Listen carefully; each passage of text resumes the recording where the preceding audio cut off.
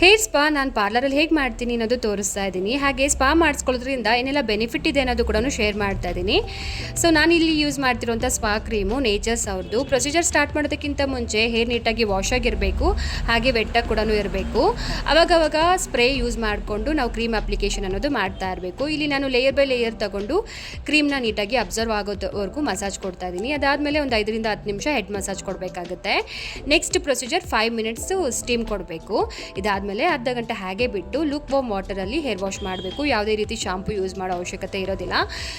Next ನಾವು hair ಡ್ರೈಯರಿಂದ ನೀಟಾಗಿ hair set ಮಾಡಿಕೊಟ್ಬಿಟ್ರೆ spa ಅನ್ನೋದು ಆಗೋಗ್ಬಿಡುತ್ತೆ.